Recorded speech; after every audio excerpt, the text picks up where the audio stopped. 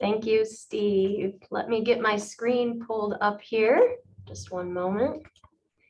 Great.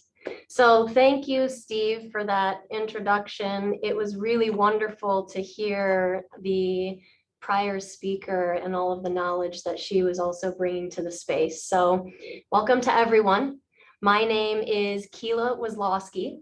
I'm the Vice President of Sales and Marketing at the Cultural Intelligence Center, which is also where I've had the privilege of working for the first decade of my career so far.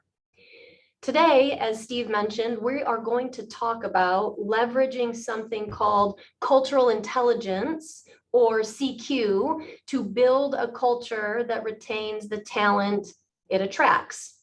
But first, who here feels like their organization or department is stuck in an endless cycle of talent management? It's almost like we're on this hamster wheel, right? Spinning and spinning, but we don't get anywhere.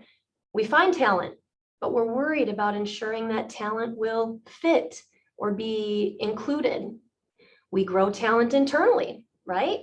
And then we get really frustrated when that talent leaves. Many of us here believe in the promises and the power of diversity, but we cannot seem to unlock those promises. And when we try, we often face unintended challenges in the process.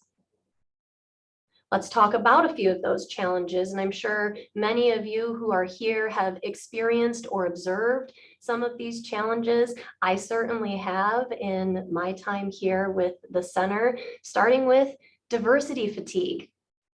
This sure is real, and I hear it all the time, and I'm sure many of you do as well. And often what we see is that this diversity fatigue can be caused by initiatives and programs that are run from the top down. Although, of course, we understand the value of modeling behavior from the top, programs that are pushed from the top down can cause people to feel like they're forced into the program. One, maybe they don't want to be in. It might be uncomfortable and fatiguing, especially when that program is in any way evaluative. Right? Programs that focus on evaluation emphasize this idea of a good and a bad, and rather than bringing people together in a way where individuals feel they can be safely heard, a focus on evaluation furthers this feeling of polarization, not belonging, and that reinforces, of course, this diversity fatigue that some of us experience. What else? Often, we see learning in this area that when deployed is focused on awareness and facts rather than adaptability and action, which leaves many of us almost mechanical in our behavior and not natural in our interactions, because it reinforces these stereotypes rather than allowing us to get to know unique individuals.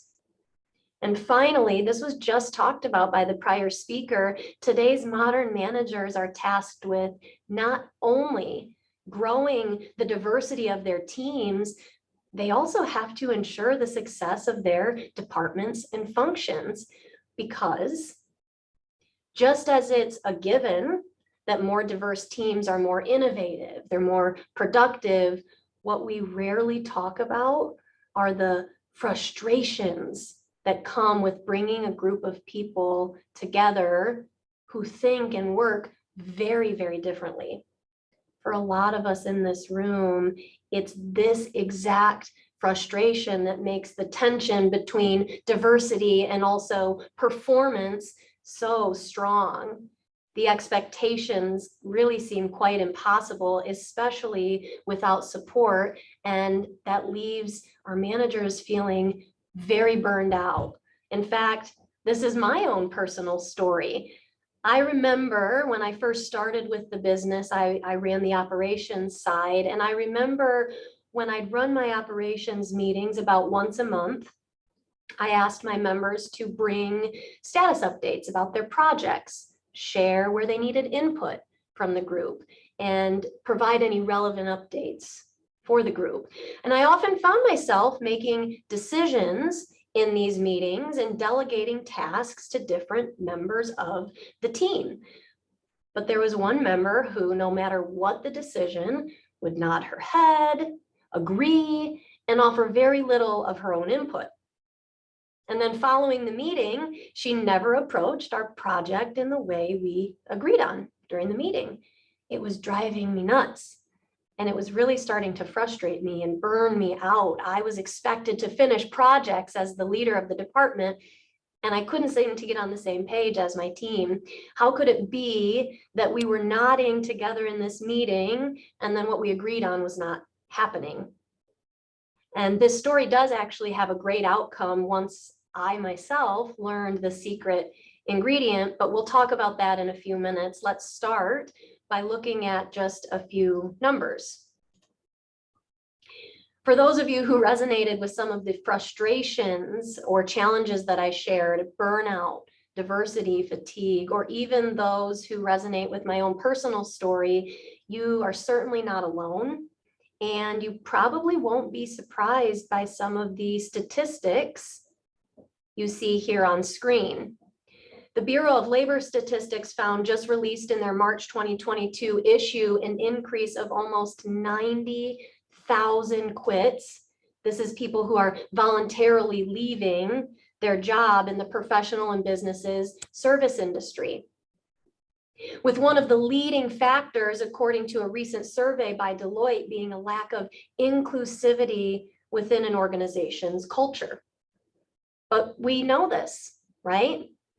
Because according to McKinsey, we spend about 8 billion, yes, billion a year on diversity, equity, and inclusion training in the hopes of forwarding our initiatives to solve for those challenges we just talked about. We recognize the importance of building the right culture, one that promotes inclusion, and yet we still see record high resignations. We still have managers who are burned out. We still see our talent leave as fast as we find it. As leaders, then it's up to us to change our approach so that we can build effective inclusion programs. What does that look like? Before we talk about a new approach, let's be sure to define inclusion. Diversity and inclusion researchers and scholars have defined inclusion as including two distinct elements. The first being belonging. We want to make sure everyone feels as though they are part of a group. An inclusive leader creates the feeling of everyone being a part of the team and treats people like they are an insider, a valued member of the working group. The second of those elements being uniqueness. While certainly we want people to feel like they are part of a team, we do not want them to assimilate to become an insider. Rather, we need to value them for their uniqueness, the authenticity, their own values and beliefs that they bring to the table. To be a truly inclusive culture, then, we have to approach our initiatives in a way that supports uniqueness and belonging simultaneously. If we want our talent to stay, we need to ensure our people are accepted and accepting. And as leaders, we have to provide our teams the tools and the learning that support this. This is the exact moment where cultural intelligence comes into play. What is cultural intelligence, or CQ, and how does it relate to building an inclusive stay culture? One that promotes belonging and uniqueness. One that allows us to go beyond diversity and bring a voice to inclusion within our organizations. Let's define CQ. Cultural intelligence is the capability that allows us to engage effectively with people from different cultural backgrounds. Now, this could be differences in nationality, ethnicity, age, gender, and even function. It goes beyond simple notions of respect, which are culturally bounded, right? Respect for me, where I sit today and where I was raised in North America, is not shown the same way it is in China, for example. I was taught that looking someone in the eye shows a sign of respect, and my Chinese counterpart was taught that not looking someone in the eye is a true sign of respect. So cultural intelligence is a skill that, when developed in individuals, leaders, teams, leads to natural and thoughtless inclusion that's unconscious and not mechanical. Let's break down cultural intelligence a bit further and talk about its components to understand a bit more about what it is that CQ can do for us. The cultural intelligence framework is made up of 4 unique capabilities that you will see on screen. CQ Drive is our motivation. How motivated intrinsically, extrinsically are you to engage with those who aren't like you? How confident are you in those interactions? CQ Knowledge is your understanding about how people and cultures differ. For example, if you're having a misunderstanding with a peer from another department, could it be that that misunderstanding is simply a misknowledge about a cultural norm, the way they do things over there? Moving into CQ strategy, this is how we prepare. Do we consider cultural differences before we go into an interaction? And while we're in that interaction, are we aware in the moment, as things often do not go according to our plans? Finally, CQ action, or behavioral flexibility.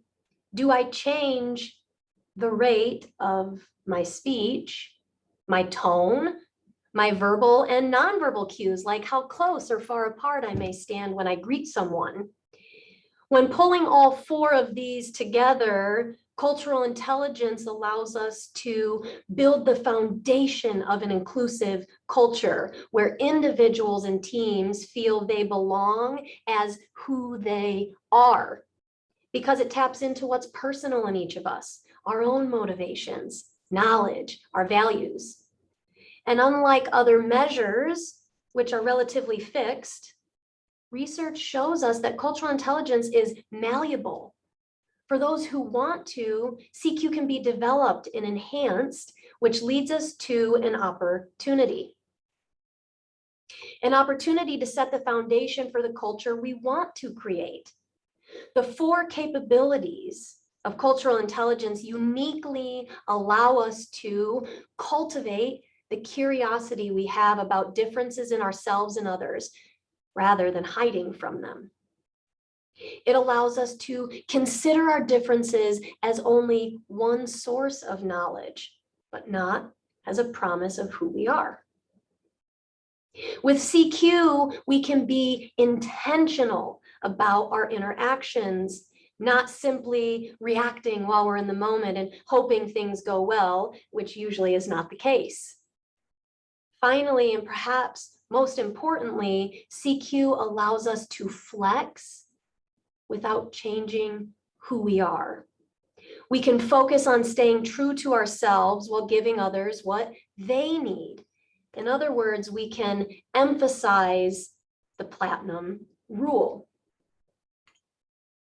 Let's talk about the golden versus the platinum rule. Some of you may have heard these terms before.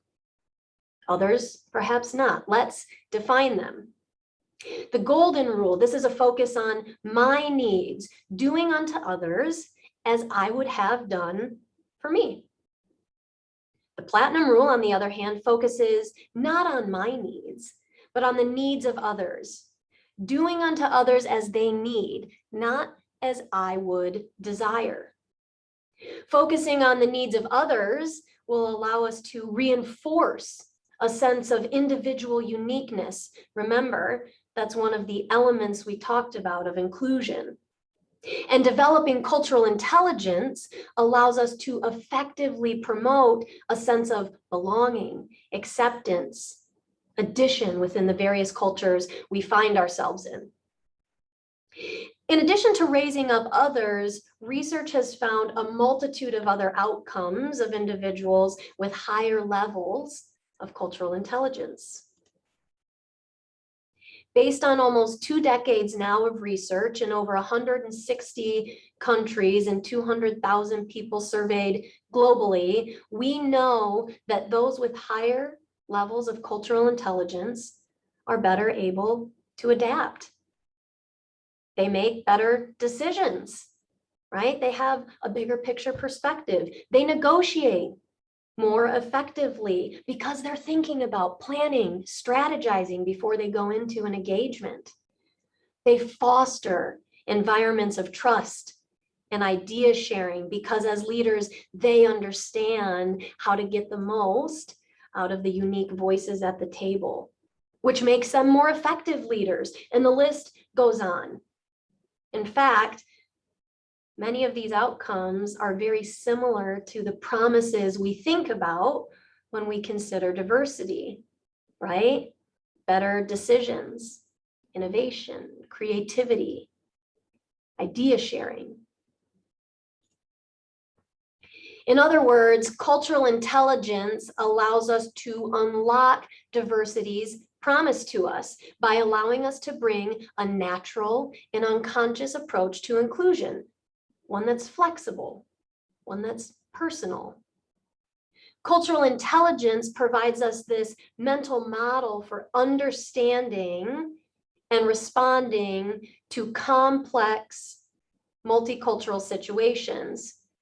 We don't need to remember facts or stereotypes of different cultures because cultural intelligence allows us to make sense of these situations on the fly, naturally. Leveraging CQ then allows us to be flexible, which moves us beyond awareness and into action, changing the way that we think about and respond to the needs of our teams and people. And because of cultural intelligence and the fact that it is malleable, it is a skill that's in each of us. It's personal. And if we so choose, we can enhance or improve this skill. That makes this approach a bit different. It's an approach that does not need to be driven by the top to succeed. It is an approach that when focused on development and not evaluation, can lead to organizational improvement through the improvement of unique individuals. Now, remember the story I shared earlier about running my monthly operation meetings.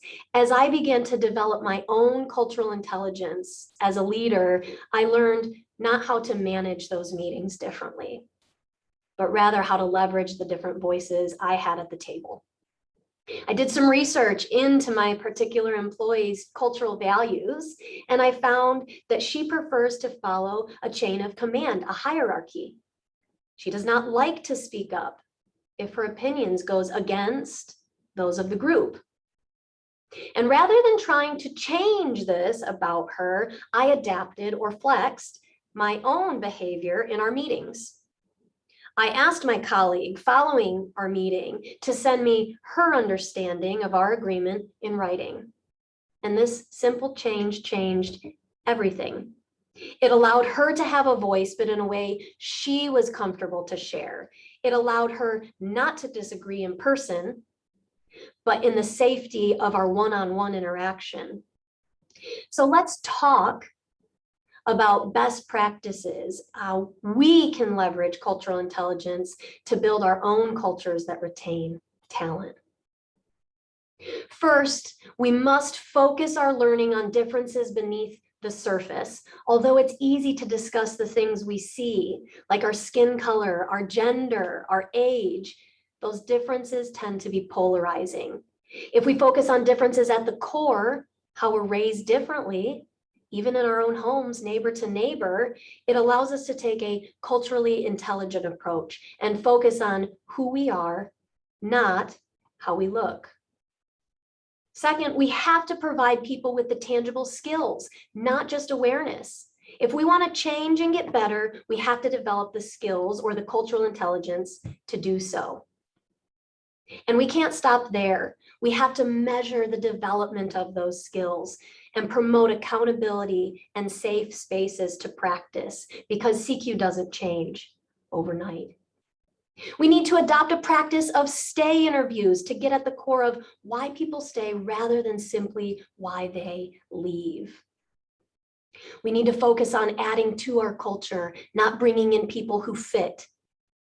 We need to focus on adding what's not there instead of more of what's already working. And finally, we have to provide our managers with the tools and strategies to support the building of cultural intelligence in their own teams and departments. In summary, cultural intelligence allows us to unlock the promises of diversity and step off that hamster wheel. It allows us to set the foundation of a culture that retains its talent. It allows us to take a new culturally intelligent approach to inclusivity, one that promotes adding differences and valuing those who stay. As managers and leaders, cultural intelligence allows us to leverage the differences of our teams. And finally, as a personal measurement, it allows us to become better colleagues, leaders, global citizens, and even friends. So, what's your CQ? Thank you so much for your time today. I hope you enjoy the rest of the conference, learning from the amazing speakers who are here, and I applaud everybody who's here in hopes of making the world a better place. Well, thanks so much, Keyla. I want to ask you a question or two. First, I wanted to say, because we have a little bit of time, Sure. I really liked what you said about embracing people's uniqueness without having them assimilate into the culture. That seems important. And also the clear definition of cultural intelligence is the capability to function and relate effectively in culturally diverse situations, which gives rise to a couple of questions, Sure. if I could. Like, what is the difference between cultural intelligence on the one hand and cultural competence on the other? That is a great question, and we get this question a lot. So there are more than 300 models of cultural competency out there with dozens of corresponding inventories and assessments. The difference is that many of these models, it really comes down to the research that goes behind them, Steve. Many of these models out there mix together things like attitudes, personalities, which tend to be stable and they don't change over time, values, experience. But cultural intelligence, on the other hand, is measuring simply a skill to function effectively. It's based on a multiple loci of theory of intelligence, meaning it's something we can learn. So unlike values and personality, which a lot of other models out there focus on, this allows us to be actionable and intentional about how we engage with other people. Okay, well, great, that makes sense. And also there was a term you used called, it was CQ drive, which leads to other things. And I'm wondering how you can summon up CQ drive if you're kind of hesitant or about saying or doing the wrong thing. You know, how can one boost their CQ drive? That is another really good question. And often what we see is it's the other three components of cultural intelligence, which are easier for people to tackle. I can go learn a new language, right? CQ knowledge. I could go learn about another culture. CQ drive, one's general motivation or curiosity, is much more difficult to think about. How do we change that? If we look at what makes up our drive, this is our intrinsic interest, our extrinsic interest, and our confidence, then we can look at how do we improve that. So some advice that I would give to someone who's looking to improve their general motivation to work with people who aren't like them, first of all, what do you have in common with that person, right? Perhaps a colleague you don't often get along with, maybe there's something you do have in common that would motivate you to reach out to them. Extrinsically, perhaps you can learn the benefits to yourself, perhaps your career and your promotability by learning how to listen to lots of different voices who, like the last speaker said, bring what you don't already have. And then finally, your confidence. We need to create safe spaces for people to engage with those who aren't like them, to build their confidence in knowing it's okay if we mess up and learn from it. But that's only if we're in a safe space in the first place. Okay, well, it sounds like a person who might be hesitant should look for, well, what's a motivation for me in terms of taking a risk? What's in it? What benefit might come to me by, going and extending myself? So yeah, wow. Well, that's great, Keyla. Thank you so much. I thought the slides were very clear. So thank you for the whole presentation and being here. Thank you so much.